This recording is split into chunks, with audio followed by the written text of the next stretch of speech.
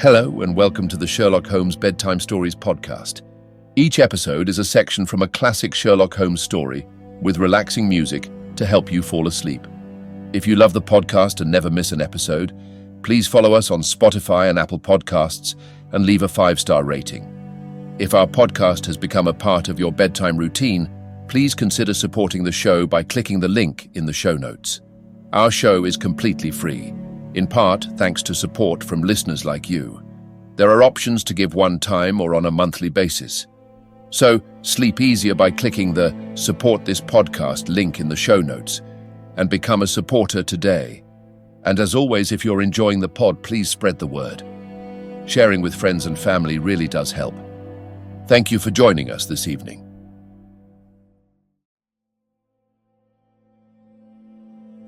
Now it's time to relax. Let your body fall into a comfortable position in your bed and drift gently into a state of total relaxation with tonight's story. A Scandal in Bohemia, Part 2. At 3 o'clock precisely, I was at Baker Street, but Holmes had not yet returned. The landlady informed me that he had left the house shortly after 8 o'clock in the morning. I sat down beside the fire, however, with the intention of awaiting him, however long he might be. I was already deeply interested in his inquiry, for, though it was surrounded by none of the grim and strange features which were associated with the two crimes which I have already recorded, still, the nature of the case and the exalted station of his client gave it a character of its own. Indeed, apart from the nature of the investigation which my friend had on hand, there was something in his masterly grasp of a situation and his keen, incisive reasoning which made it a pleasure to me to study his system of work and to follow the quick, subtle methods by which he disentangled the most inextricable mysteries. So accustomed was I to his invariable success that the very possibility of his failing had ceased to enter into my head. It was close upon 4 before the door opened, and a drunken-looking groom, ill-kempt and side-whiskered with an inflamed face and disreputable clothes, walked into the room. Accustomed as I was to my friend's amazing powers in the use of disguises, I had to look 3 times before I was certain that it was indeed he. With a nod, he vanished into the bedroom, whence he emerged in 5 minutes, tweed-suited and respectable as of old. Putting his hands into his pockets, he stretched out his legs in front of the fire and laughed heartily for some minutes. "Well, really," he cried, and then he choked and laughed again until he was obliged to lie back, limp and helpless, in the chair. "What is it?" "It's quite too funny. I'm sure you could never guess how I employed my morning or what I ended by doing." "I can't imagine. I suppose that you have been watching the habits and perhaps the house of Miss Irene Adler." "Quite so, but the sequel was rather unusual. I will tell you, however. I left the house a little after 8 o'clock this morning in the character of a groom out of work. There is a wonderful sympathy and freemasonry among horsey men. Be one of them and you will know all that there is to know. I soon found Bryony Lodge. It is a bijou villa with a garden at the back but built out in front right up to the road, 2 stories. Chubb, lock to the door. Large sitting room on the right side, well furnished with long windows almost to the floor, and those preposterous English window fasteners which a child could open. Behind there was nothing remarkable, save that the passage window could be reached from the top of the coach house. I walked round it and examined it closely from every point of view, but without noting anything else of interest. I then lounged down the street and found, as I expected, that there was a mews in a lane which runs down by one wall of the garden. I lent the ostlers a hand in rubbing down their horses, and received in exchange 2 pence, a glass of half and half, 2 fills of shag tobacco, and as much information as I could desire about Miss Adler, to say nothing of half a dozen other people in the neighborhood in whom I was not in the least interested, but whose biographies I was compelled to listen to. "And what of Irene Adler?" I asked. "Oh, she has turned all the men's heads down in that part. She is the daintiest thing under a bonnet on this planet. So say the Serpentine Muse. To a man. She lives quietly, sings at concerts, drives out at 5 every day and returns at 7 sharp for dinner. Seldom goes out at other times, except when she sings. Has only one male visitor, but a good deal of him. He is dark, handsome, and dashing, never calls less than once a day, and often twice. He is a Mr. Godfrey Norton of the Inner Temple. See the advantages of a cabman as a confidant. They had driven him home a dozen times from Serpentine Mews and knew all about him. When I had listened to all they had to tell, I began to walk up and down near Bryony Lodge once more, and to think over my plan of campaign. This Godfrey Norton was evidently an important factor in the matter. He was a lawyer. That sounded ominous. What was the relation between them, and what the object of his repeated visits? Was she his client, his friend, or his mistress? If the former, she had probably transferred the photograph to his keeping. If the latter, it was less likely. On the issue of this question depended whether I should continue my work at Bryony Lodge or turn my attention to the gentleman's chambers in the temple. It was a delicate point, and it widened the field of my inquiry.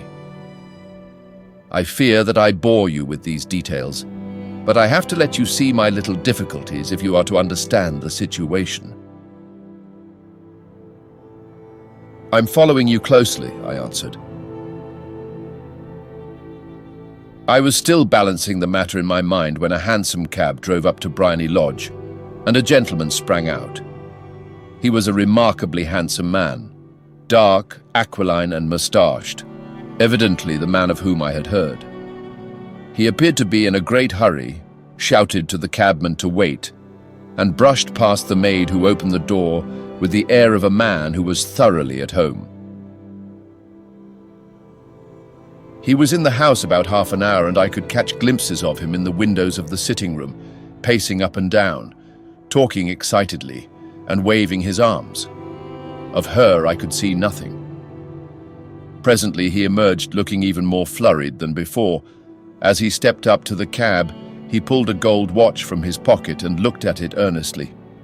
"Drive like the devil," he shouted. "First to Gross and Hankey's in Regent Street, and then to the Church of St. Monica in the Edgware Road. Half a guinea if you do it in 20 minutes. Away they went, and I was just wondering whether I should not do well to follow them, when up the lane came a neat little landau, the coachman with his coat only half buttoned and his tie under his ear, while all the tags of his harness were sticking out of the buckles. It hadn't pulled up before she shot out of the hall door and into it. I only caught a glimpse of her at the moment, but she was a lovely woman, with a face that a man might die for. "The Church of St. Monica, John," she cried, "and half a sovereign if you reach it in 20 minutes. This was quite too good to lose, Watson. I was just balancing whether I should run for it or whether I should perch behind her landau when a cab came through the street.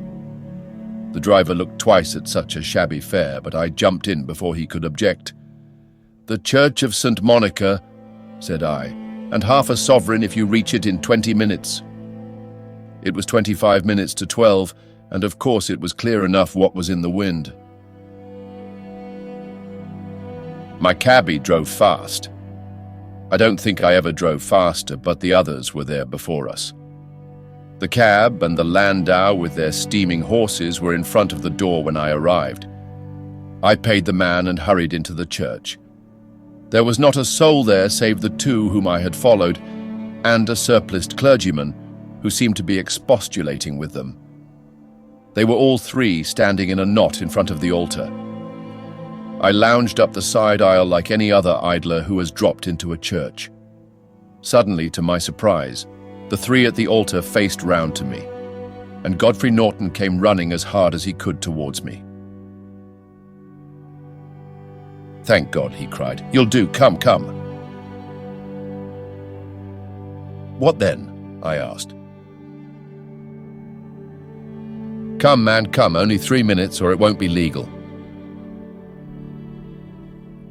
I was half dragged up to the altar, and before I knew where I was, I found myself mumbling responses which were whispered in my ear, and vouching for things of which I knew nothing, and generally assisting in the secure tying up of Irene Adler, spinster, to Godfrey Norton, bachelor. It was all done in an instant, and there was the gentleman thanking me on the one side and the lady on the other, while the clergyman beamed on me in front. It was the most preposterous position in which I ever found myself in my life, and it was the thought of it that started me laughing just now. It seems that there had been some informality about their license, that the clergyman absolutely refused to marry them without a witness of some sort, and that my lucky appearance saved the bridegroom from having to sally out into the streets in search of a best man. The bride gave me a sovereign, and I mean to wear it on my watch chain in memory of the occasion. "This is a very unexpected turn of affairs," said I. "And what then?" "Well, I found my plans very seriously menaced. It looked as if the pair might take an immediate departure, and so necessitate very prompt and energetic measures on my part. At the church door, however, they separated, he driving back to the temple and she to her own house. "I shall drive out in the park at 5 as usual," she said as she left him. I heard no more. They drove away in different directions, and I went off to make my own arrangements. "Which are?" "Some cold beef and a glass of beer," he answered, ringing the bell.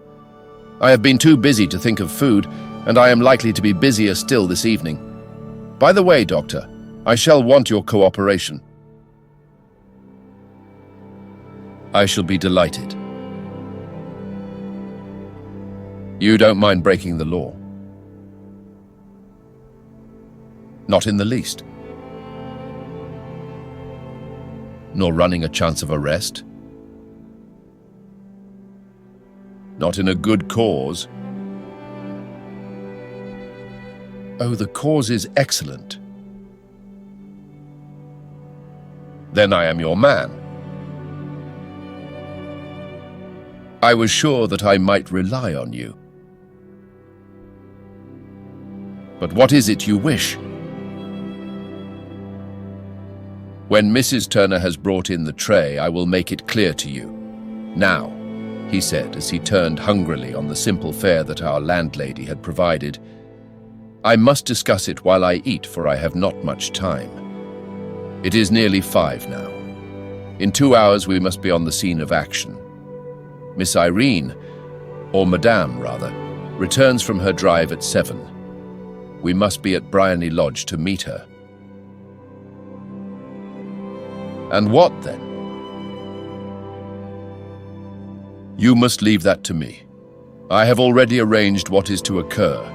There is only one point on which I must insist. You must not interfere, come what may. You understand?" "I am to be neutral?" "To do nothing whatever. There will probably be some small unpleasantness. Do not join in it. It will end in my being conveyed into the house. 4 or 5 minutes afterwards, the sitting room window will open. You are to station yourself close to that open window." "Yes." "You are to watch me, for I will be visible to you." "Yes." "And when I raise my hand, so, you will throw into the room what I give you to throw, and will, at the same time, raise the cry of fire. You quite follow me?" "Entirely." "It is nothing very formidable," he said, taking a long, cigar-shaped roll from his pocket. "It is an ordinary plumber's smoke rocket, fitted with a cap at either end to make it self-lighting. Your task is confined to that. When you raise your cry of fire, it will be taken up by quite a number of people. You may then walk to the end of the street, and I will rejoin you in 10 minutes. I hope that I have made myself clear. I am to remain neutral, to get near the window to watch you, and at the signal to throw in this object, then to raise the cry of fire, and to wait you at the corner of the street. Precisely. Then you may entirely rely on me. That is excellent. I think perhaps it is almost time that I prepare for the new role I have to play. He disappeared into his bedroom and returned in a few minutes in the character of an amiable and simple-minded nonconformist clergyman. His broad black hat, his baggy trousers, his white tie, his sympathetic smile and general look of peering and benevolent curiosity were such as Mr. John Hare alone could have equalled. It was not merely that Holmes changed his costume. His expression, his manner, his very soul seemed to vary with every fresh part that he assumed. The stage lost a fine actor, even as science lost an acute reasoner when he became a specialist in crime. It was 6:15 when we left Baker Street, and it still wanted 10 minutes to the hour when we found ourselves in Serpentine Avenue. It was already dusk, and the lamps were just being lighted as we paced up and down in front of Bryony Lodge, waiting for the coming of its occupant. The house was just such as I had pictured it from Sherlock Holmes's succinct description, but the locality appeared to be less private than I expected. On the contrary, for a small street in a quiet neighborhood, it was remarkably animated. There was a group of shabbily dressed men smoking and laughing in a corner, a scissors grinder with his wheel, 2 guardsmen who were flirting with a nurse girl, and several well-dressed young men who were lounging up and down with cigars in their mouths. "You see," remarked Holmes as we paced to and fro in front of the house, "this marriage rather simplifies matters. The photograph becomes a double-edged weapon now. The chances are that she would be as averse to its being seen by Mr. Godfrey Norton as our client is to its coming to the eyes of his princess. Now the question is, where are we to find the photograph?" "Where indeed?" "It is most unlikely that she carries it about with her. It is cabinet size, too large for easy concealment about a woman's dress. She knows that the king is capable of having her waylaid and searched. 2 attempts of the sort have already been made. We may take it then that she does not carry it about with her." "Where then?" "Her banker or her lawyer. There is that double possibility. But I am inclined to think neither. Women are naturally secretive, and they like to do their own secreting. Why should she hand it over to anyone else? She could trust her own guardianship, but she could not tell what indirect or political influence might be brought to bear upon a businessman. Besides, remember that she had resolved to use it within a few days. It must be where she can lay her hands upon it. It must be in her own house." "But it has twice been burgled." "Sure, they did not know how to look." "But how will you look?"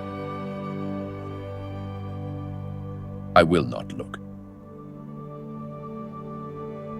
"What then?" "I will get her to show me." "But she will refuse." "She will not be able to. But I hear the rumble of wheels. It is her carriage. Now, carry out my orders to the letter." As he spoke, the gleam of the sidelights of a carriage came round the curve of the avenue. It was a smart little landau which rattled up to the door of Bryony Lodge. As it pulled up, One of the loafing men at the corner dashed forward to open the door in the hope of earning a copper, but was elbowed away by another loafer who had rushed up with the same intention. A fierce quarrel broke out, which was increased by the two guardsmen, who took sides with one of the loungers and by the scissors grinder, who was equally hot upon the other side. A blow was struck, and in an instant the lady, who had stepped from her carriage, was the center of a little knot of flushed and struggling men who struck savagely at each other with their fists and sticks. Holmes dashed into the crowd to protect the lady, but just as he reached her, he gave a cry and dropped to the ground with the blood running freely down his face. At his fall, the guardsmen took to their heels in one direction and the loungers in the other, while a number of better-dressed people who had watched the scuffle without taking part in it crowded in to help the lady and to attend to the injured man. Irene Adler, as I will still call her, had hurried up the steps, but she stood at the top with her superb figure outlined against the lights of the hall, looking back into the street. "Is the poor gentleman much hurt?" she asked. "He is dead," cried several voices. "No, no, there's life in him," shouted another. "But he'll be gone before you can get him to hospital." "He's a brave fellow," said a woman. "They would have had the lady's purse and watch if it hadn't been for him. They were a gang, and a rough one too. Ah, he's breathing now. He can't lie in the street. May we bring him in, Ma'am?" "Surely, bring him into the sitting room. There is a comfortable sofa. This way, please." Slowly and solemnly, he was borne into Briony Lodge and laid out in the principal room, while I still observed the proceedings from my post by the window. The lamps had been lit, but the blinds had not been drawn, so that I could see Holmes as he lay upon the couch. I do not know whether he was seized with compunction at that moment for the part he was playing, but I know that I never felt more heartily ashamed of myself in my life than when I saw the beautiful creature against whom I was conspiring, or the grace and kindliness with which he waited upon the injured man. And yet it would be the blackest treachery to Holmes to draw back now from the part which he had entrusted to me. I hardened my heart and took the smoke rocket from under my ulster. After all, I thought, we are not injuring her. We are but preventing her from injuring another. Holmes had sat up upon the couch, and I saw him motion like a man who is in need of air. A maid rushed across and threw open the window. At the same instant, I saw him raise his hand, and at the signal I tossed my rocket into the room with a cry of fire.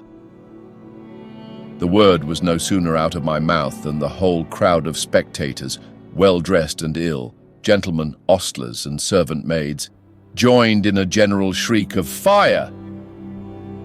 Thick clouds of smoke curled through the room and out at the open window. I caught a glimpse of rushing figures, and a moment later the voice of Holmes from within, assuring them that it was a false alarm. Slipping through the shouting crowd, I made my way to the corner of the street, and in 10 minutes was rejoiced to find my friend's arm in mine, and to get away from the scene of uproar. He walked swiftly and in silence for some few minutes until we had turned down one of the quiet streets which led towards the Edgware Road. "You did it very nicely, Doctor," he remarked. "Nothing could have been better. It is all right." "You have the photograph?" "I know where it is." "And how did you find out?" "She showed me as I told you she would." I am still in the dark. "I do not wish to make a mystery," said he, laughing. The matter was perfectly simple. You, of course, saw that everyone in the street was an accomplice. They were all engaged for the evening. I guessed as much. Then, when the row broke out, I had a little moist red paint in the palm of my hand. I rushed forward, fell down, clapped my hand to my face, and became a piteous spectacle. It is an old trick. That also I could fathom. Then they carried me in. She was bound to have me in. What else could she do? And into her sitting room, which was the very room which I suspected. It lay between that and her bedroom, and I was determined to see which. They laid me on a couch. I motioned for air. They were compelled to open the window, and you had your chance. How did that help you? It was all important. When a woman thinks that her house is on fire, her instinct is at once to rush to the thing which she values most. It is a perfectly overpowering impulse, and I have more than once taken advantage of it. In the case of the Darlington substitution scandal, it was of use to me, and also in the Arnsworth Castle business. A married woman grabs at her baby.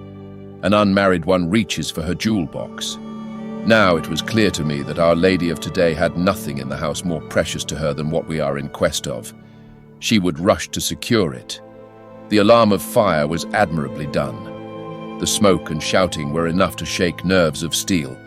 She responded beautifully. The photograph is in a recess behind a sliding panel just above the right bell pull. She was there in an instant, and I caught a glimpse of it as she half drew it out. When I cried out that it was a false alarm, she replaced it, glanced at the rocket, rushed from the room, and I have not seen her since. I rose and, making my excuses, escaped from the house. I hesitated whether to attempt to secure the photograph at once, but the coachman had come in, and as he was watching me narrowly, it seemed safer to wait. A little over-precipitance may ruin all.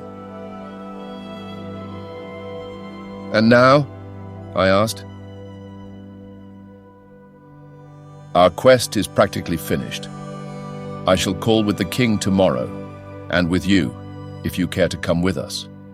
We will be shown into the sitting room to wait for the lady, but it is probable that when she comes, she may find neither us nor the photograph. It might be a satisfaction to His Majesty to regain it with his own hands." "And when will you call?" "At 8 in the morning. She will not be up so that we shall have a clear field.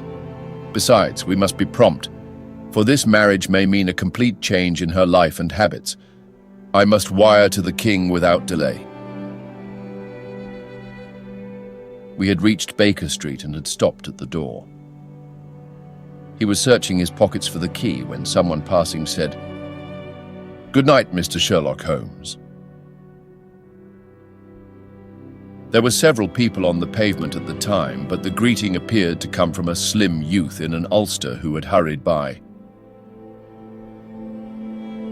"I've heard that voice before," said Holmes, staring down the dimly lit street. "Now I wonder who the deuce that could have been." Part 3. I slept at Baker Street that night, and we were engaged upon our toast and coffee in the morning when the King of Bohemia rushed into the room. "You have really got it," he cried, grasping Sherlock Holmes by either shoulder and looking eagerly into his face. "Not yet." "But you have hopes?" "I have hopes." "Then come. I am all impatience to be gone." "We must have a cab." "No, my brougham is waiting." "Then that will simplify matters." We descended and started off once more for Briony Lodge. "Irene Adler is married," remarked Holmes. "Married? When?" yesterday. But to whom? To an English lawyer named Norton. But she could not love him. I am in hopes that she does. And why in hopes? Because it would spare your majesty all fear of future annoyance. If the lady loves her husband, she does not love your majesty. If she does not love your majesty, there is no reason why she should interfere with your majesty's plan. It is true, and yet, well, I wish she had been of my own station. What a queen she would have made. He relapsed into a moody silence, which was not broken until we drew up in Serpentine Avenue. The door of Briony Lodge was open and an elderly woman stood upon the steps. She watched us with a sardonic eye as we stepped from the brougham.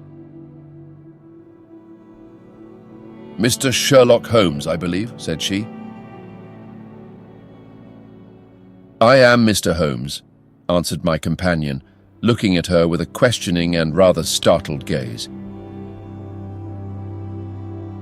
"Indeed, my mistress told me that you were likely to call. She left this morning with her husband by the 5:15 train from Charing Cross for the continent." "What?" Sherlock Holmes staggered back, white with chagrin and surprise. "Do you mean that she has left England?" "Never to return." "And the papers?" asked the king hoarsely. "All is lost." "We shall see." He pushed past the servant and rushed into the drawing room, followed by the king and myself. The furniture was scattered about in every direction, with dismantled shelves and open drawers, as if the lady had hurriedly ransacked them before her flight. Holmes rushed at the bell pull, tore back a small sliding shutter, and plunging in his hand, pulled out a photograph and a letter. The photograph was of Irene Adler herself in evening dress. The letter was superscribed to Sherlock Holmes, Esquire, to be left till called for. My friend tore it open, and we all three read it together. It was dated at midnight of the preceding night and ran in this way. "My dear Mr. Sherlock Holmes, you really did it very well. You took me in completely. Until after the alarm of fire, I had not a suspicion. But then, when I found how I had betrayed myself, I began to think. I had been warned against you months ago. I had been told that if the king employed an agent, it would certainly be you, and your address had been given me. Yet, with all this, you made me reveal what you wanted to know. Even after I became suspicious, I found it hard to think evil of such a dear, kind old clergyman. But you know, I have been trained as an actress myself. Male costume is nothing new to me. I often take advantage of the freedom which it gives. I sent John the coachman to watch you, ran upstairs, got into my walking clothes, as I call them, and came down just as you departed. Well, I followed you to your door and so made sure that I was really an object of interest to the celebrated Mr. Sherlock Holmes. Then I, rather imprudently, wished you good night and started for the temple to see my husband. We both thought the best resource was flight, when pursued by so formidable an antagonist. So you will find the nest empty when you call tomorrow. As to the photograph, your client may rest in peace. I love and am loved by a better man than he. The king may do what he will without hindrance from one whom he has cruelly wronged. I keep it only to safeguard myself and to preserve a weapon which will always secure me from any steps which he might take in the future. I leave a photograph which he might care to possess, and I remain, dear Mr. Sherlock Holmes, very truly yours, Irene Norton, née Adler. What a woman, oh, what a woman, cried the King of Bohemia when we had all three read this epistle. Did I not tell you how quick and resolute she was? Would she not have made an admirable queen? Is it not a pity that she was not on my level? From what I have seen of the lady, she seems indeed to be on a very different level to your Majesty, said Holmes coldly. I am sorry that I have not been able to bring your Majesty's business to a more successful conclusion. On the contrary, my dear sir, cried the king, nothing could be more successful. I know that her word is inviolate. The photograph is now as safe as if it were in the fire. I am glad to hear your Majesty say so. I am immensely indebted to you. Pray tell me in what way I can reward you. This ring...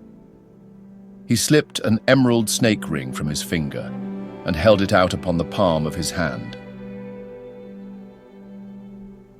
Your Majesty has something which I should value even more highly, said Holmes.